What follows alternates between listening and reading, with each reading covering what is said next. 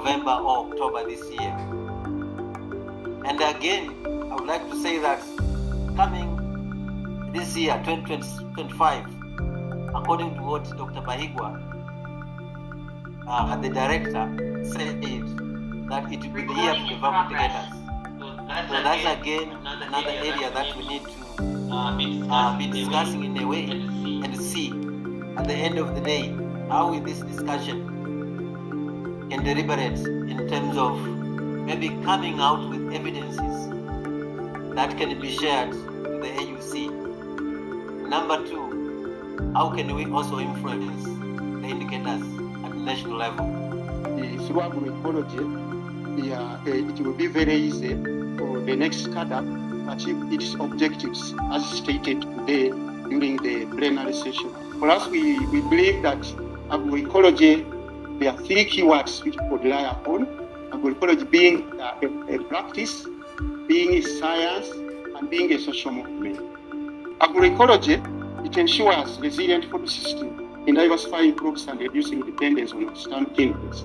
Agroecology can bring healthy food on the table. Agroecology can reduce the heating of our globe. Agroecology can ensure job creation. Our soils are getting degraded, also mainly due to the increasing use of pesticide use.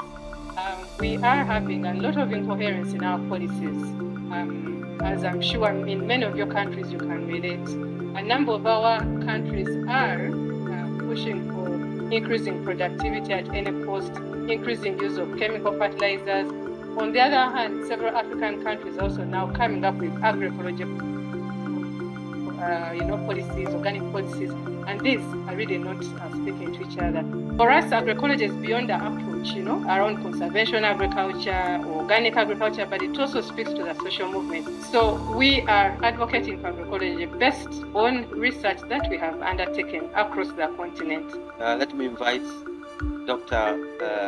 Joseph, my namesake, to come and make a presentation as a researcher and a commission. Is there any evidence that agroecology can significantly address our component of food security, food and nutrition security?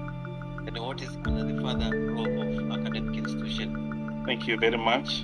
The first one is, of course, the skilling and the providing the sufficient capacity.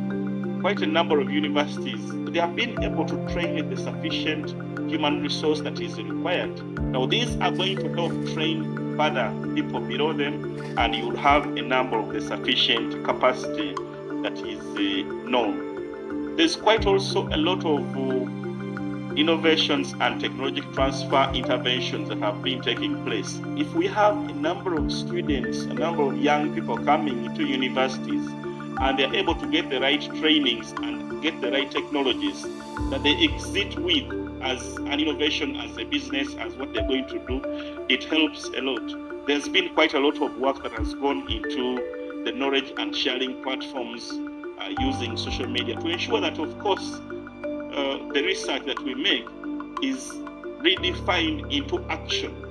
Pastoralists are good at creating knowledge, indigenous knowledge, for instance, breeds of livestock and seeds. What we need to benefit from CAADP: 1, efficient and effective water management systems, which should be embedded in the funding of CAADP, increasing visibility of the African Investment Bank, strengthening early warning systems. We request for the establishment of a pastoralist and indigenous peoples facility to enable them attain the objectives of CAADP.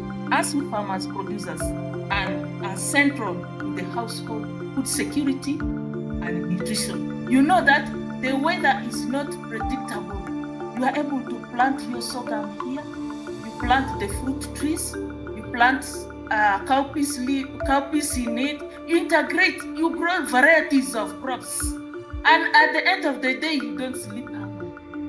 So when using agroecological approaches, it provides informative pathway to address the health challenges posed by chemical-intensive agriculture.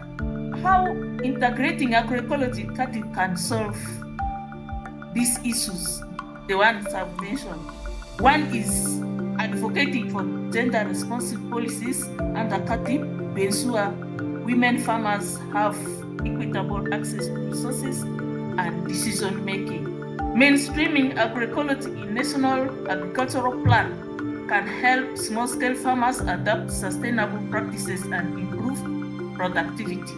Prioritize agroecology in the National CAADP compact that will address structural inequalities and build resilience in the food system. Invest in community-led initiatives such as farmer field school and agroecology learning hubs.